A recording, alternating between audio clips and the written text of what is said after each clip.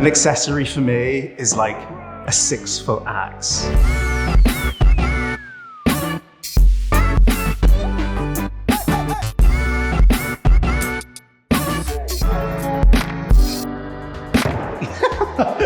Hi, I'm Sister. I'm from Liverpool and I'm a drag artiste, obviously. This outfit is the latest that I've been using as part of my UK tour. I feel amazing in this outfit. I always like to convey a story and, my outfits are just an extension of that, really. I wanted to get something that would convey the childlike stories, but reinterpreted for adults. And I think a lot of the work that I try to make is graphic, kind of just from a distance. God, that got deep real quick, didn't it? I'm a huge fan of an accessory, but an accessory for me is like a 6-foot axe. So this outfit really came from, it's kind of like a child's illustration come to life for the theatre, for the stage. Kind of like the devil, which is basically what drag queens are compared to nowadays. The feather boa, again, is just a huge, big blue. Gives a bit of movement. I always talk about a nice clash. Like if it doesn't make sense, that's kind of where I go towards. So the uglier the better, really. But like ugly things have beauty in their own way. So my philosophy is if I just cover myself in ugly, I'll maybe be beautiful. I always go for sort of like a nod to the past. So the jewelry on the brooches, like, it's sort of straight off Titanic. If you really believe it, They do say red and green should never be seen unless there's something in between.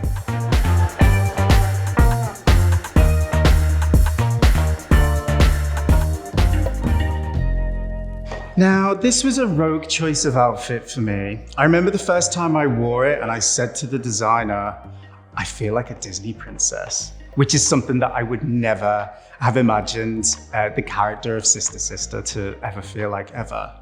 And then the day that I wore it, I absolutely fell in love. I received so many compliments. And I thought, do you know what? It's like, I feel like an actor and I've added a new laugh or a new line into my repertoire. And I think because a lot of my work does deal with the dark side of comedy, I think sometimes it's okay to have this presenting strong, blonde female figure. And let's be honest, I'm a drag queen. I grew up around strong female figures. So I think accidentally, you end up just emanating everything that you've seen. It's a reclaimance of body issues as well. I remember one of the first times that I was in drag and I got told you can't have your legs out because they're too muscular. And I was like, I cycled around London, what do you expect? And a couple of weeks later, I got my legs out and I just owned it. And I was like, you know what? I'm gonna have these big, hairy, manly legs and you're all gonna lap it up. And I'm gonna wear a dress and it's gonna shock you and it might make you feel certain things. That's what we're gonna do today. And these nails are absolutely cutting off my circulation. This is the most convenient way to wear nails without actually wearing nails. They just pop on over the fingers. Don't tell anyone. I spent 33 years of my life without tattoos, and then last year, I got my first one and it was really basic. I walked into the tattoo parlor and said, can you give me a tattoo of my dog? And then from then, it's been about 8 months and I think I've got about 30. When I first started doing drag, I was never body confident. It was something that I really had to learn. So all of my skin has usually been covered up. And then over the last year, there's something about having the tattoos that's kind of like a marriage between me out of drag and then my drag character sort of coming together. So instead of me feeling like I have to really cover every part of me up, no, there's little bits there. It still peeks through. And I like to think that my younger queer self would be really, really proud of, this presentation of where it is that I've come so far. And even my drag persona 5 years ago when I first started, this is not what I imagined. And yet, lo and behold, it's just where it takes you.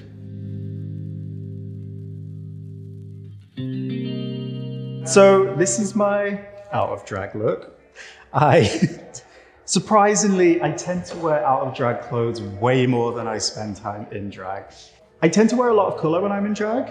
And then out of drag, I just tend to wear black. I tend to keep it as easy as possible for when I wake up and I can just throw on an outfit. I thrift a lot. I go to a lot of charity shops and I find real magic in mixing some old pieces that I know have a story behind them, but I will probably never find out what, with, you know, a couple of designer pieces just to like spruce it up a little bit.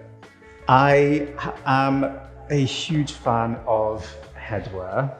And I realized the other day as I was tallying up my outfit with a friend that I usually have about 3 items of clothing just on my head from like the neck up at any given time, which seems excessive actually, but I think it's just a comfort thing now. I was talking a little bit earlier about mixing some of my drag and non-drag aesthetics to come together. And I tend to wear a lot of my drag jewelry when I'm out of drag as well, just because a small drag earring can actually be a massive brooch when you're out of drag. So just call this the marriage of sister and Pip. When I'm in drag, I feel very confident in like a superhero sort of way, because everything's like elevated and bigger.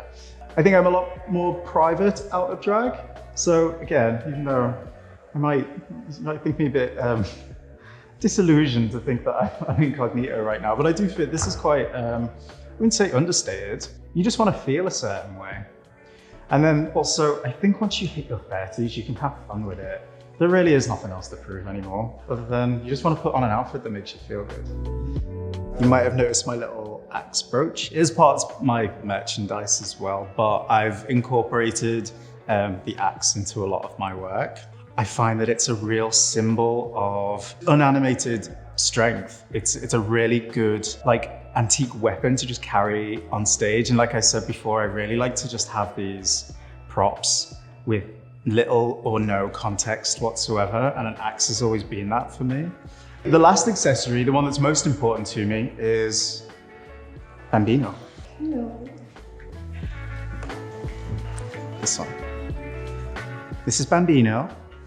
He's a 1.5 years, Italian greyhound, absolute angel baby from on high, fun employed, blonde hair, blue eyes, looking for love. Come on, should we call that a wrap? Did we get it? Is that everything? Come on, let's go. I'm Sister, and this is what I wear.